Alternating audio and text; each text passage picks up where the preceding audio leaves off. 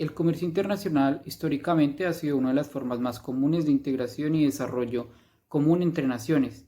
y claramente pues tiene sus pros y sus contras. En este sentido pues Colombia no es ajeno a los efectos de los mismos y lo que hace que se vuelva vital analizar la situación actual como la historia del país con este tipo de acuerdos, lo cual se hará a continuación. En el caso de la situación actual en Colombia frente al comercio internacional, es necesario tener presente que la economía mundial se ha visto afectada por la pandemia del COVID-19, traduciéndose en una alteración de la actividad económica mundial, presentando así pues una contracción del 3,3% en el año inmediatamente anterior.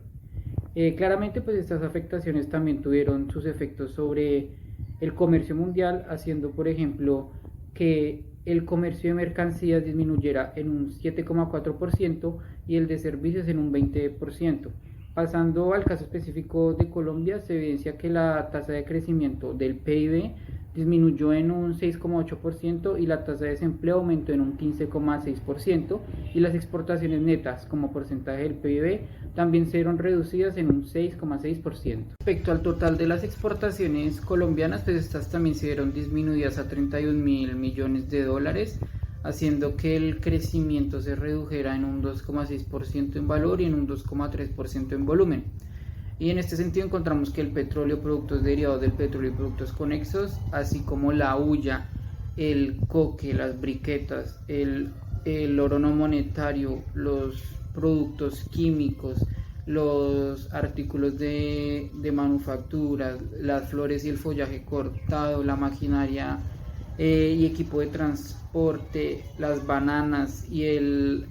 aceite de palma y el ganado bovino vivo son las principales exportaciones que realiza Colombia. En cuanto a las importaciones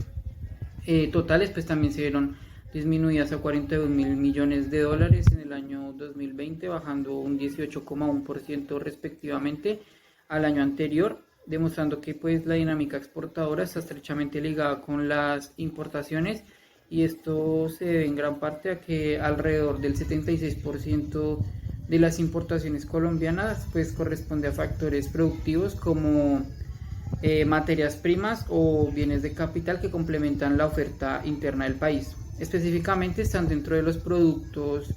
de principal importación, la maquinaria y el equipo de transporte, los productos químicos, los artículos de manufactura, el petróleo crudo y sus derivados, los cereales y los preparados de los cereales, los materiales también crudos que no son comestibles, las legumbres y frutas, el pescado y los productos preparados y comestibles. Entonces, en el caso del comportamiento de las exportaciones e importaciones, también encontramos que es vital mencionar los servicios, cuál ha sido su comportamiento en ese sentido, y pues Colombia tradicionalmente ha tenido un déficit en la balanza de servicios, explicado principalmente por el cargo del uso de la propiedad intelectual, de servicios de transporte, de telecomunicaciones, de viajes, de servicios de construcción, entre otros.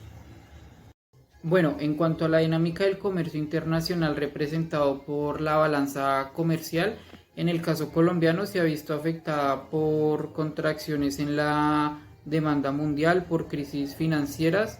o por el deterioro de la moneda en términos de intercambio con otros países. Y pues esto se traduce en que la balanza comercial del país sea superavitaria en sectores minero energético y agropecuario, mientras que es deficitaria para el resto de sectores de la economía, lo cual explica pues el déficit de 10.130 millones de dólares que tenemos, y que en agosto de 2021 se registró como un déficit en la balanza comercial de 1.624 millones de dólares. Y en las exportaciones como un déficit de 3.318 millones y unas importaciones de 4.942, que fueron los datos que reveló el DANE, mientras que en agosto del año pasado estaban en 813 millones sobre el déficit. En este sentido, pues los principales sectores que tiene Colombia en comercio internacional son los siguientes: el agroindustrial, el agropecuario, la industria automotriz, la industria básica, la industria liviana, la maquinaria y equipo y el sector mineroenergético. Entonces, como podemos ver en el gráfico presentado en el video. Ahora bien, pues es vital saber qué acuerdos comerciales ha negociado Colombia con los diferentes continentes con el fin pues de saber cuáles han sido las preferencias estatales que hemos recibido. En este sentido, pues a la fecha Colombia cuenta con 17 acuerdos comerciales, incluyendo tratados de libre comercio y acuerdos de alcance parcial, repartidos pues de la siguiente manera. En el continente americano está la CAN, está Panamá y Chile, está CARICOM y México, Cuba, Mercosur, el Triángulo del Norte, Canadá, Estados Unidos y Venezuela, Costa Rica y la Alianza del Pacífico. En el caso de Europa está la EFTA, está el Acuerdo Comercial con la Unión Europea y está Israel. En el caso de Asia está Corea del Sur. Bueno, los acuerdos comerciales pues le dan un acceso a un mercado de más de 1.500 millones de consumidores para Colombia. Sin embargo, pues también podemos encontrar AIS suscritos y vigentes, de los cuales pues podemos agregar que para América está Brasil, Panamá, Perú, de Asia está Emiratos Árabes Unidos, Singapur, China, India y Japón, y para Europa está Turquía, España, Francia, Reino Unido, Suiza. Mientras que existe un acuerdo de reconocimiento mutuo que es con Ecuador, y hay negociaciones con la TISA que supondrían pues nuevas ventajas con países como Hong Kong, Taiwán, Australia, Nueva Zelanda, Pakistán y Mauricio. Esto pues evidencia que hay aún carencias en mercados como el africano y el continente oceánico y asiático, que pues en un marco de estrategia exportador se han explorado nuevos mercados como Angola, Egipto, Ghana, Nigeria y Sudáfrica para el caso africano, mientras que para el caso asiático pues se han iniciado negociaciones con Indonesia e India para la expansión del mercado. Sin embargo, pues a pesar de las cantidades considerables en cuanto a acuerdos comerciales con los que cuenta Colombia, con América específicamente, es necesario entender que pues históricamente estos no han tenido un éxito o han tenido un éxito limitado, estos intentos de integración entre los países del continente, por lo cual pues cobra importancia evaluar las causas de esta situación, que esta situación pues se presente tan recurrentemente, y más si se compara por ejemplo pues con la Unión Europea, que es el ejemplo de una buena integración para buscar pues los intereses y desarrollos de las naciones pertenecientes. Entonces en este sentido pues los principales obstáculos que se presentan para la integración son los siguientes. En primer lugar, la base económica. Con esto pues se refiere a que no existe complementariedad entre las economías de América Latina. Es decir, que pues en el continente los principales socios comerciales son normalmente pues Estados Unidos y China. En este sentido pues suelen ser mucho más importante otras naciones distintas al bloque que para realizar un acuerdo comercial, pues lo cual se traduce en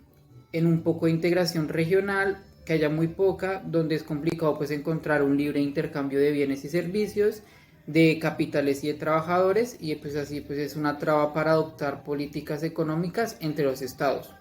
En segundo lugar está la oferta exportable, muy similar. Con esto pues se refiere a que pues la base principal de exportación en América Latina pues son las materias primas, y que en esta pues se cruzan los intereses de las naciones en desarrollo, lo cual ha supuesto que entre la gran mayoría de países del continente se compita entre las mismas por obtener los mercados como el chino o el estadounidense o el europeo.